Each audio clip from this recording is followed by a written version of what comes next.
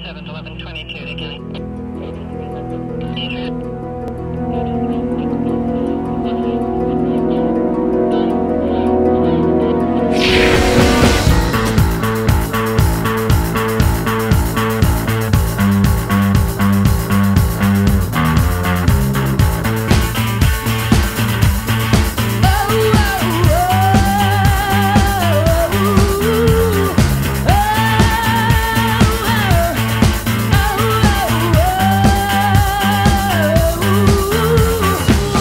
Bem-vindos aqui à nossa 8ª edição do evento Linux em Portugal, aquele que se tornou o evento nacional de Linux e Open Source Software.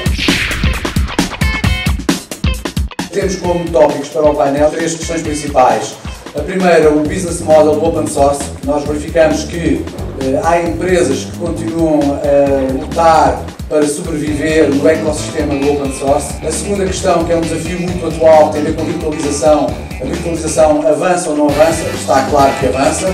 Avança a nível dos servidores, avança a nível dos desktops, mas na realidade há batalhas que algumas ainda estão em curso, outras parecem estar em curso negativo. O terceiro tema, que é um tema recorrente, que é o da interoperabilidade, mas que continua a ser um issue e talvez um dos principais issues para as empresas na adoção do software. Em 96 nós praticamente não tínhamos Linux, o Linux aparecia aqui, e o que acontece aqui em 2009 é que o Unix, digamos assim, tem uma cota residual e de fato o Linux cresce de forma significativa. You can see how these things just wreak havoc, cause lots of problems for many industries. But it happens on the flip side, it's where open source is really strong. We've got these things down. We know how to do these things. We're in good shape here. And so on one hand, that's really helping fuel the growth and momentum behind Linux and open source. But it's also important to remember not to get too arrogant or too complacent, because at the same time we have these problems relatively solved, there's a whole other set of problems that we don't have completely solved yet, and they create challenges for Linux. Nós temos um objetivo, e o objetivo é, quando os professores e os alunos arrancarem uma Magalhães, arranquem em Linux e não em Windows. Neste momento somos nós, poderia ser a Canonical, poderia ser outra empresa que está a fornecer Linux para aqueles PCs. Então, o que nós temos feito é desenvolver tudo o que for possível para ter força aquele Linux, para as pessoas escolherem, e não é tarefa fácil. A minha preocupação é transmitir-vos algumas coisas que, do ponto de vista jurídico, são importantes. E são importantes para a própria credibilização do open source. Porque o open source é open source, mas tem licenças, tem regras. E a credibilização do open source passa por se cumprirem essas regras. In RodHub, we are nearly 4,000 people across the globe working on this model only. So we are only open source. We are not a small division in a proprietary company developing, living on other stuff and then doing this as something else. We are really only living on this model, developing technology in the open source way.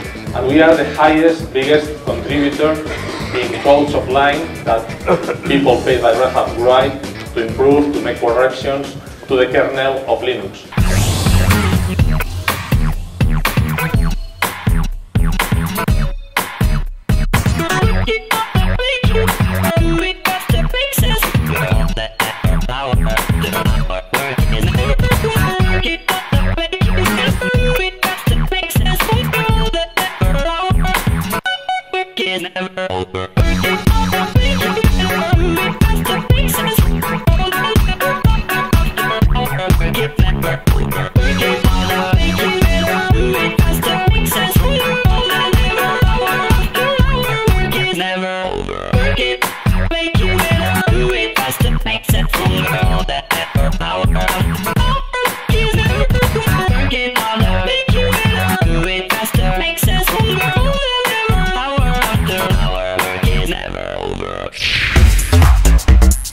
One of the questions that people at Microsoft like to ask themselves is, why do people run Linux? Why are they doing this? What purpose would that possibly serve? And after a while I managed to convince them that it's the exact same reason why people run Linux or run Windows. They run it so that they can run an application. Linux is not the end-all be-all. You don't load Linux on a computer, stick it in a closet and go, wow, it's running. No, you load some software on top of that and you're actually running the software. That's what's most concerning to you. So these are reasons why thousands of customers, starting from those public clouds to private clouds, are going to open source to find a solution for their future cloud strategy.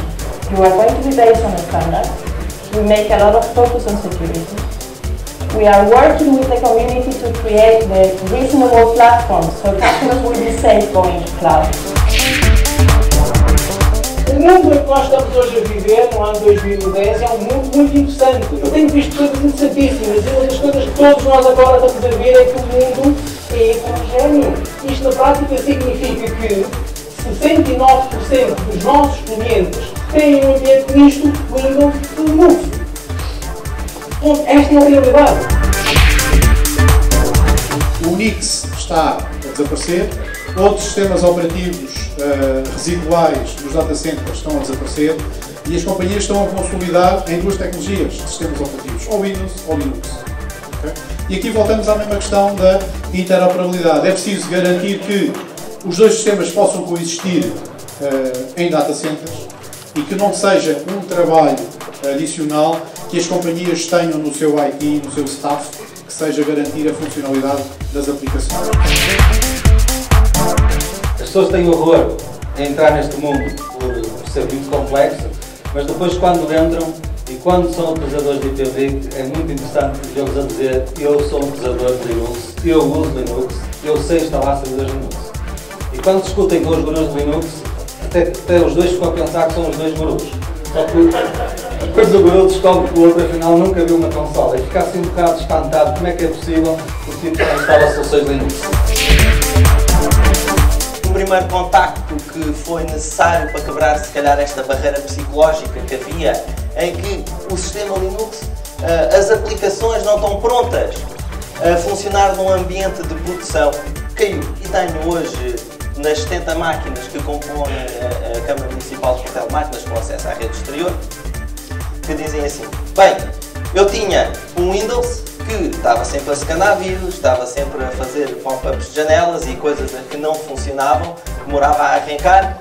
Hoje tem pessoas a dizer-me assim: epá, instala-me aqui o Linux porque esta máquina está sempre com o AVG a dar-me instalo.